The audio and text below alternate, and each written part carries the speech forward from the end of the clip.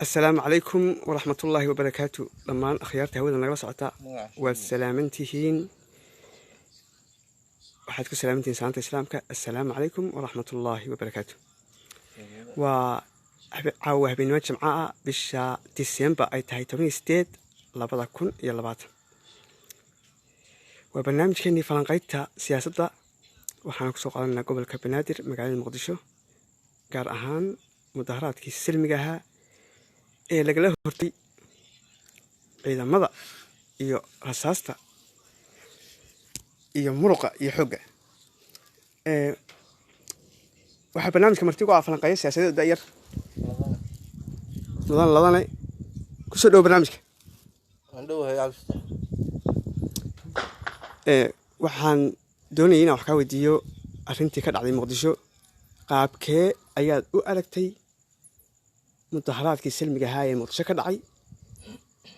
jawaabtu ay u noqotay ciidamo iyo rasaas in laga hortago wallahi arrinkaas waa arrin aad u qafalxun wax saxana maaha caadi bay iska ahayd mudaharaadku in la ismudaharaado mudaharaad nabadeed u dhacana waa wax iska caadi ah waayo qofku waxa fiican inuu mucaarad leeyahay dhaliisha uu leeyahay in loo sheego dhaliishiisana uu qaato waxaan u arkaa anigu madaxweynaha hadda ninka lagu aaminay kursiga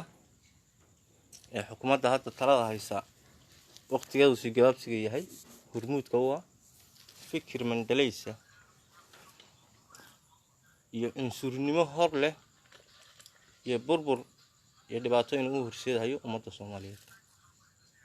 run ahaantii waxaan wadigayaa qodobka koowaad inuu ka fogaado arrinkan ummadda Soomaaliyeed masiirkeeda iyo danteedana uu saluuminin qodobka labaad ciidamada ummadda wax ku kaliya ma aha isagu muusa samaysanin shalay baa lagu wareejiyay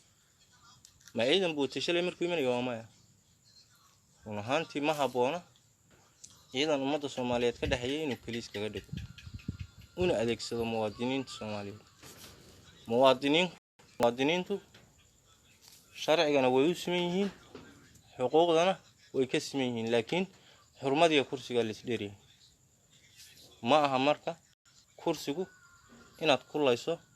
ummadda kuna kumaado run ahaantii 4 sano maxaa Abdullaahi farmaajo uu xilkayay dayacaad badan burbur badan dhibaatooyin iyo soo wajahay qodobka saddexaad dalka aan dariska nahay ee Kenya Ethiopia wixii ka jiray iyo dib ka jiray insureedii ka jirtay Soomaali way degan tahay qaxbay ku noolayd Kenya martigelinaysay la joogay Soomaaliya qixii markuu ka dhacay ee qaxday Kenya ay gashay qaxootiga loo sameeyay ilaa hadda way degan yihiin abtano waxaan dhihi lahaa xurmad iyo soo dhaweyn iyo in loo mahad celiyo ay iska lahayd halka dal inuu maanta Soomaaliya lagu hada ku istaagto oo cadawga xuduudaheeda ka sii galayo uu meesha ka baxo oo nabad ku waarta jeclaan lahaana waa iyada waxa afreeyo qodobka afraad waxa weeye isqabsashada Kenya iyo Soomaaliya xiisad xun bay abuurtay waatan hadda la kala qaadanayo safiiradii dal Soomaaliyeed Kenya uu ku jiraa uu nimankan yahay run ahaantii kulli dal kale ka sii badan baa maqane doodu in laga bilaabo ma ahayn badda NFD oo maqane NFD inay doodu ka bilaabatay ninkan NFD soo celinaynin NFD ya baddaas way isku xiran yihiin Soomaaliya baa wada degta marka dhul baan rabaa dadna ma rabo wax anshaxa ma aha ummadda Soomaaliyeed qaadatana ma aha ilmahan waan rabaa hooyadiina ma rabo way taas marka waxa umusha dan oo ayaa ilmaha dan oo waxaan ku soo gabagabeynayaa danta ummadda Soomaaliyeed in lagu aamino ma mudnayn maxaa Abdullaahi farmaajo abilato waxaan ku weydiiyay waxa uu hadhay muddo konton bari ah ama konton cishaa baa ka hadhay 8 December 8 February aan idhaahdee 2021 oo ah maalinta u astaysan doorashada aan ku soo noqon qodobkeena aan ka hadlaynay oo ah shacabka Muqdisho maxay galabsadeen maxaa keenay shacabka Muqdisho ee farmaajo soo dhaweeyay markii uu la dooranayay iyaga soo dhaweeyay iyaga u dibad baxay iyaga rabitaankooda ku yimaaday maanta inuu farmaajo awood u adeegsado oo military u adeegsado oo uu xoog u adeegsado maxaa keenay islada cabdo taas waa iska cadahay lexjaala la laba nin kama wada qosliso run ahaantii reer Muqdisho ama reer Banaadir aan dhahe waa dad lexjaalayaal ah ninka ayada ah ee waqtigan xaaliga ah ku sugan xukuumadana lexjaalaala ma waayo lexjaalaala haduu yahay Itoobiya muuse soo dhaweystay Itoobiya nacayb ah wixii daraato loogu bannaanbaxay loo lahaa soo dhaw maxaa Abdullaahi Farmaajo marka waxay arkeen lexjaaladii oo meesha ka maqan hagardaamo iyo dhibaato ay la darsiin aqoon-yahanadii siyaasiyiintii iyo ishii waxgaradka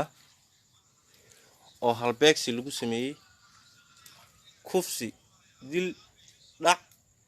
bila macna la'aana iibsasho umad la iibsado waa kadooyin dimuwaadinkii askariga Soomaaliya ahaan jiray tiisariisi iyo baasaboorkiisii hore waxa dhan badiyay laha la iibsaday waayo shacabka Muqdisho kamid ah hore ma soo dhici jirin gabadh intii la kufsado dabaq laga soo tuuro hore ma soo dhici jirin dad la iibsado oo dal kale laga iibiyo hore ma soo dhici jirin shidadka oo la goosto jid xiran uu jiray hore ma soo dhici jirin dad mudaharaad sameeynaya la laayo hore ma soo dhici jirin halbeegsi isha muwaadiniinta oo la beegsado marka caqabada jirta oo soo wajahday awgeed yaa ka keenay kulaylka iyo dhibaatada qodobka labaad ee shacabka Muqdisho waa meesha kaliya ee laga qaadan canshuurta xukuumadda Soomaaliya filla wardhigley ma awoodaan xaafadda kaliya xukuuman inay canshuurta labaad ay ka qaado shabaab inay ka soo afjaraan dekada sicad waxa uu canshuura al-shabaab hoteelada sicad waxa uu canshuura shabaab meheradii furan sicad waxa uu canshuura shabaab canshuurta shacabku waxay ku bixiyaan in abnigooda lagu sugo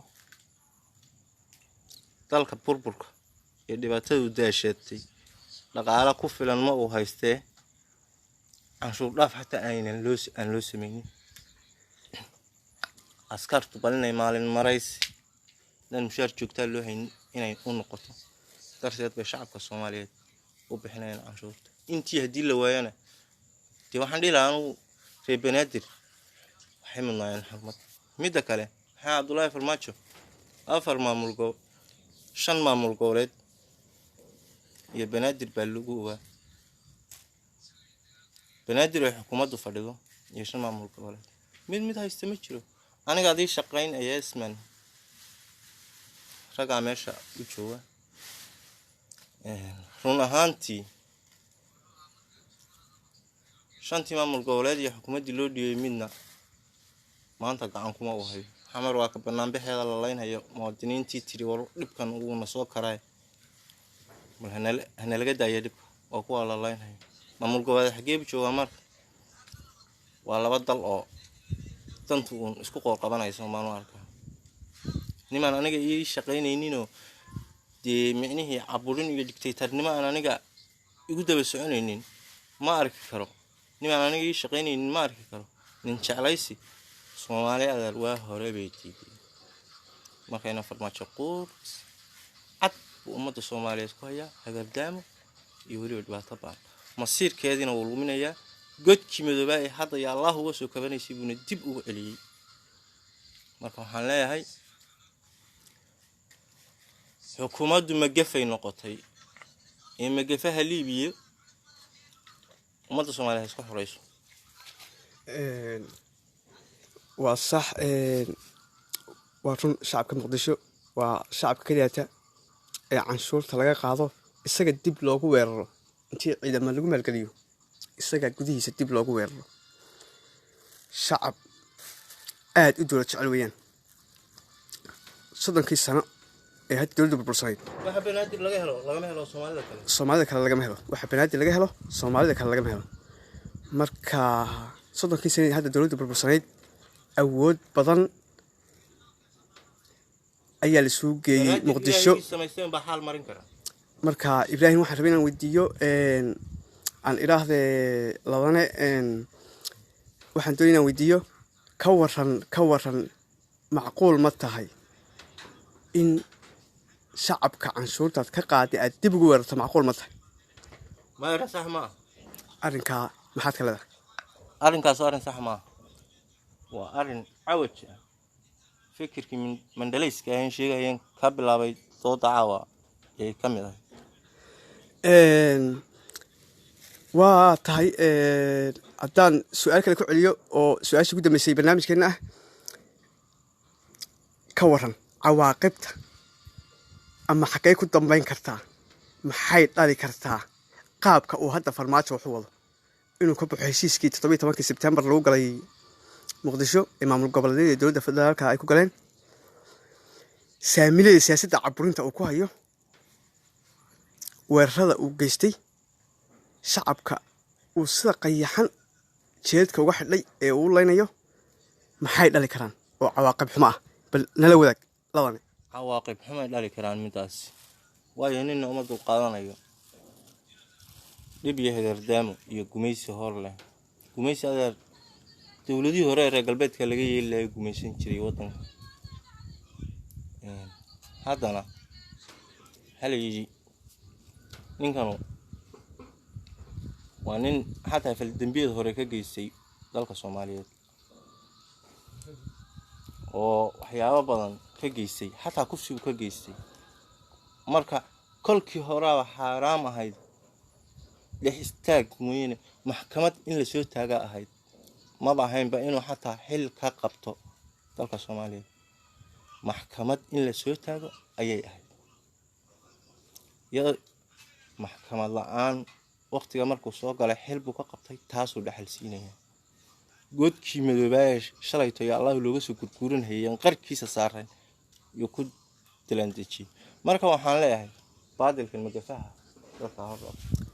maxaa eedo oo dhan farmaajo loo saarayaa Fahd Yaasiin ayaa waxa leeyahay sida baraha bulshada lagu sheegayo inuu macnaha ka dambeeyaba ama awaamirta mulkiilaha dawladda lahaa Fahd Yaasiin eedo dhan maxay farmaajo u furaysaa su'aasha ku weydiin lahaa muwaadiniinta Soomaaliyeed Fahd Yaasiin waxa meena u dhibin madaxweynena kama ahayn kursina laguma ogeyn mana ayna magacaaban isaga magacawday isagana meesha keensaday nin jeclaysi wax la dhanin tooxsi uu keensaday marka Fahd Yaasiin anagu waxba kuma ogin umana aanan dhibin wuxuu doonuu sameyn karaa inta ka fali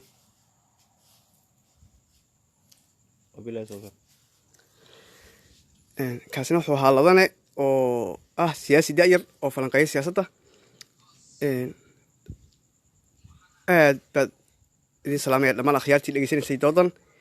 dood gaaban oo cilmiyeysan ayay ahayd waxaana ku soo hadalqaadnay shacabka Muqdisho maxay galabsadeen waa su'aal runtii la isweydiin karo oo maskaxda ka guuxaysa markaad aragto shacabkii canshuurta laga qaadayay oo dib loogu weerarayo qodobka labaad shacabkii Muqdisho canshuurta ay dawladdu ka qaado inay dul socoto canshuur kale oo argixisadu ay ka qaado taana dawladdu ayna awood u lahayn inay ka celiso laakiin awood ay u leedahay inay shacabka weerarto aad baan salaamaya waad mahadsantihiin dhammaantiin